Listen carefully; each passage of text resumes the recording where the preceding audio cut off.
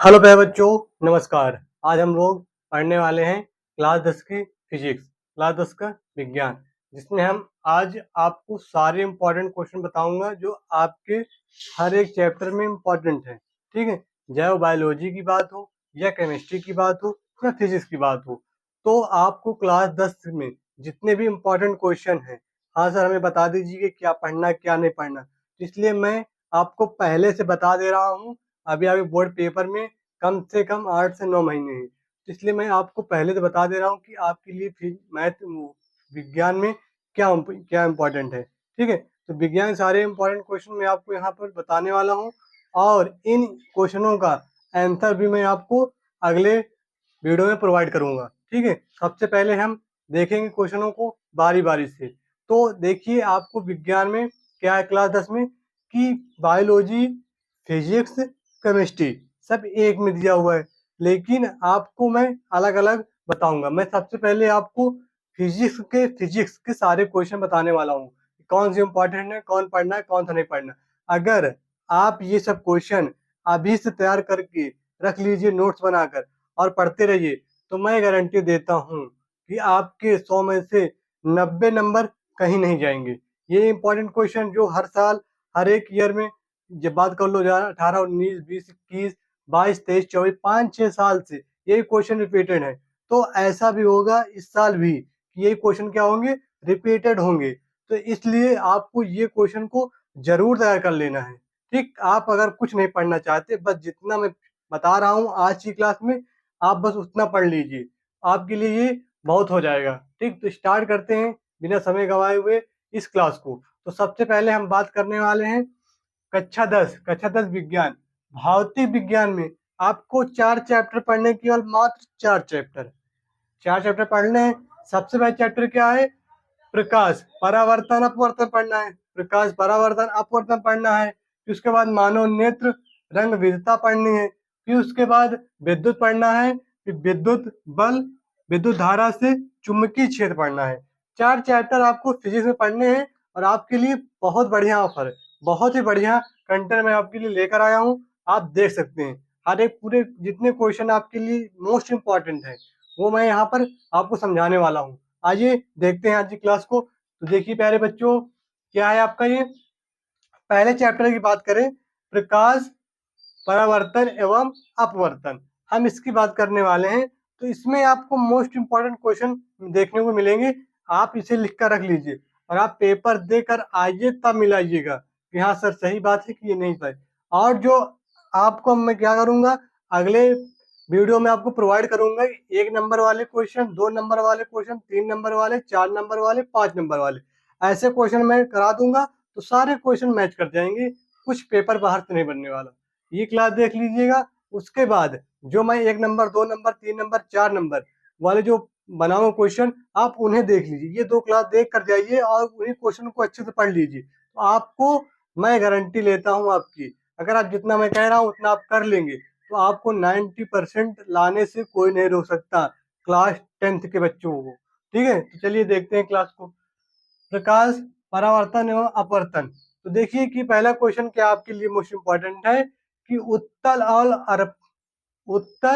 और अवतल दर्पण का परावर्तन। अब आपको मालूम होना चाहिए, नहीं मालूम तो आप जब चैप्टर पढ़ेंगे तो अच्छे से पढ़ लीजिए, ये क्वेश्चन को टिक करके और नोट्स बना लीजिएगा। अभी से 60 नोट बनेगी, अच्छी नोट्स बनेगी, तो फायदा रहेगा आपको लास्ट में पढ़ने में। ठीक है, अभी से नोट्स बनाते चलिए अच्छे से, और ज्यादा बड़ा बड़ा नहीं लिखना है आपको, बस अगर क्वेश्चन के हिसाब से ही लिखना है। ठीक, तो उत्तल दर्पण और अवतल दर्पण का परावर्तन। फिर उसके बाद हम दूसरे क्वेश्चन की बात करने वाले हैं, उत्तल दर्पण एवं अवतल दर्पण का उपयोग। अब आपको इसका उपयोग बताना है। सबसे पहले तो आपको उत्तल दर्पण और अवतल दर्पण के परावर्तन बताना है। फिर उसके बाद उत्तल दर्पण और अवतल दर्पण के उपयोग, उनके उपयोग कहाँ किए जाते हैं। ठीक है, अब बात करते हैं क्वेश्चन नंबर 3 की। देखिए क्या है, दर्पण और लेंस के लिए सूत्र। प्यारे साथियों, दर्पण और लेंस के लिए सूत्र आप याद कर लीजिए, उससे आपको न्यूमेरिकल भी देखने को मिलेगा। न्यूमेरिकल भी इसी दर्पण और लेंस के सूत्र से ही आएगा। 5 नंबर में कोई न्यूमेरिकल आएगा, मैं आपको 5 न्यूमेरिकल कराऊंगा। जब मैं न्यूमेरिकल क्लास लेकर आऊंगा तो 5 न्यूमेरिकल करा दूंगा, उसी 5 में से एक पक्का आपके पेपर में देखने को मिलेगा, ये मेरी गारंटी है। 5 न्यूमेरिकल कराने वाला हूँ जो आपको एक मिलेगा, ठीक है। उसके बाद हम बात करेंगे आवर्धन एवं चित्र निर्माण। अब आपको आवर्धन आना चाहिए, आवर्धन क्या होता है, ठीक है, आवर्धन आपको आना चाहिए। और आपको चित्र निर्माण मतलब प्रकाश किरण कहाँ से कहाँ गई, किस तल से उस तल में गई, ये सब आपको जितने भी आपकी चित्र निर्माण वाले जितने भी क्वेश्चन हैं, सब 8 हैं, आपको 8 में करा दूंगा चित्र निर्माण वाले, वो इसमें फंस जाएगा। 8 में से 1-2 पक्का आने वाले हैं, ठीक। फिर उसके बाद हम बात करेंगे, ये हो गया चैप्टर नंबर फर्स्ट की कहानी, इतनी चैप्टर नंबर फर्स्ट की कहानी ये हो गई। हम बात करेंगे चैप्टर नंबर सेकंड में। चैप्टर नंबर सेकंड में क्या आता है, तो देखिए सबसे पहले चैप्टर सेकंड का नाम क्या है, मानव नेत्र एवं, ठीक है, मानव नेत्र एवं मानव नेत्र एवं रंग विविधता चैप्टर का नाम है। तो इसमें सबसे पहले मोस्ट इंपॉर्टेंट क्वेश्चन क्या बनेगा, मानव नेत्र की संरचना और कार्य विधि का सिद्धांत। मानव नेत्र की संरचना आपको बनानी है के लिए आएगा, और कार्य विधि का सिद्धांत, कार्य विधि का सिद्धांत आपको करने के लिए बोला जाएगा हर क्वेश्चन में, ठीक। तो इतना आप कर लीजिएगा, मैं ये सब क्वेश्चन को कराऊंगा सॉल्व, ठीक है। सभी क्वेश्चन में बारी बारी से चैप्टर वाइज कराता रहूंगा, आप परेशान मत रहिए, बस आप इसे देख लीजिए। उसके बाद आपको आइडिया हो जाएगा कि हमें क्या ज्यादा पढ़ना है और क्या छोड़ना है, ठीक, इससे आपको आइडिया मिल जाएगा।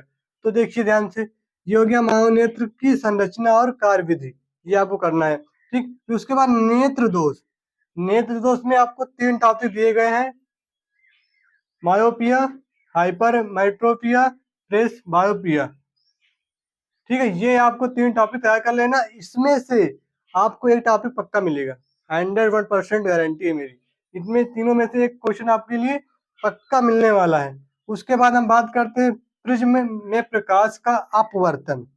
प्रिज्म में प्रकाश का अपवर्तन, इसके लिए फार्मूला भी होता है, आप उसे याद कर लीजिए, और इसकी डिफिनीशन लिखने के लिए आएगी, लिख दीजिएगा, प्रिज्म में प्रकाश का अपवर्तन। उसके बाद बात करते हैं अपवर्तन के कारण बना इंद्रधनुष। इंद्रधनुष से क्वेश्चन पक्का आएगा, ये मेरी गारंटी है। इंद्रधनुष हर साल आता है, इस साल भी आएगा, चाहे 1 नंबर में आए, 2 नंबर में, 3 नंबर में, 4 नंबर में, 5 नंबर में, आना ही आना है।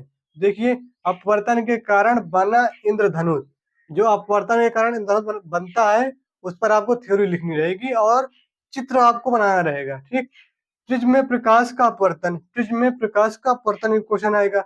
सूर्यास्त का लाल रंग किस कारण होता है, ये क्वेश्चन बन सकता है, सूर्यास्त का लाल रंग, ये आप जरूर याद कर लीजिएगा। वायुमंडलीय अपवर्तन, ये तो भाई इंपॉर्टेंट है, इसे हम 100% कह सकते हैं कि ये आपके यहाँ 100% की बात करता हूँ मैं, 100% की, वायुमंडलीय अपवर्तन की, वायुमंडलीय अपवर्तन की। उसके बाद हम बात करने वाले हैं चैप्टर नंबर 3 की। चैप्टर नंबर 3 क्या है, विद्युत, इलेक्ट्रिसिटी, विद्युत, चैप्टर नंबर 3 है इलेक्ट्रिसिटी। तो इससे क्या होगा कि ज्यादातर मोस्ट इंपॉर्टेंट इसमें न्यूमेरिकल एक आता है और आपको प्रूफमेंट दे दिया जाएगा। अब क्या दिया जाएगा, आइए देखते हैं ध्यान से। धारा, विद्युत प्रतिरोध, ओम का नियम। धारा की परिभाषा आ सकती है, विभवांतर की परिभाषा आ सकती है, प्रतिरोध का सूत्र या परिभाषा दोनों लिखना रहेगा आपको, मात्रा का तो सब लिखना है, ठीक है। ओम का नियम, ये तो भाई इसको तो भाई 100% कर दीजिए, क्या करिए 100%, ये आपके लिए 100% ये भी है। ओम का नियम तो हर साल पूछा जाता है, ये तो इसका फार्मूला पूछ लेगा, या प्रूवमेंट तो है नहीं, ये तो फिर थ्योरी पूछ लेगी। तो आपको दोनों चीज कंप्लीट याद करके रखना है, ठीक है, दोनों चीज कंप्लीटेड करके रखना है। उसके बाद ये आपके लिए, इसकी मैं बात कर रहा हूँ, इससे क्या होता है कि क्वेश्चन बनते हैं, न्यूमेरिकल भी, न्यूमेरिकल आता है और इसका फार्मूला भी प्रूव करने के लिए आ सकता है, आ सकता है। क्या है देखते हैं, श्रेणी और समांतर संयोजन, श्रेणी क्रम में और समांतर क्रम में जो संयोजन होता है, ठीक है, उसे वो आपके पेपर में 100% आ सकता है। इसमें ये कोई नहीं आएगा, आएगा चाहे 1 नंबर में आए या 2 नंबर 3 नंबर में।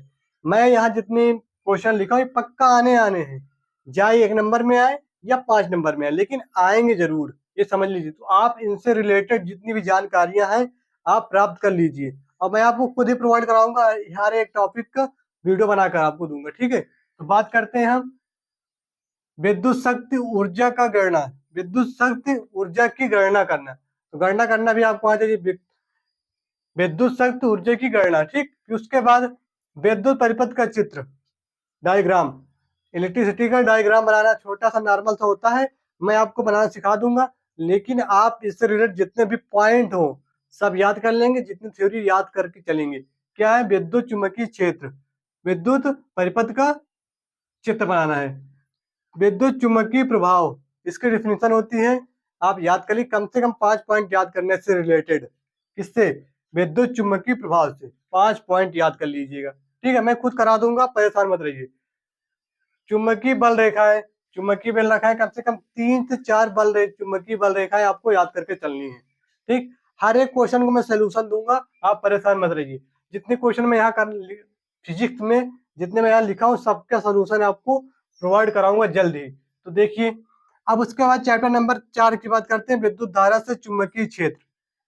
विद्युत धारा से चुंबकीय क्षेत्र, देखिए ऑनेस्ट प्रयोग सापेक्ष में, इसका जो प्रयोग होगा उसे आपको सापेक्ष में करना रहेगा। क्या किसमें करना रहेगा? सापेक्ष में, ठीक है।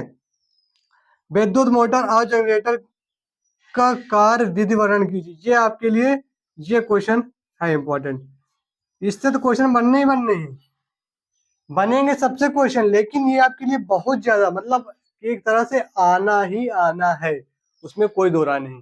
अब यहाँ बात करते हैं, यहाँ पे आ जाइए, दिष्ट धारा और प्रत्यावर्ती धारा, ठीक है। दिष्ट धारा प्रत्यावर्ती धारा से भी क्वेश्चन बनते हैं, ठीक।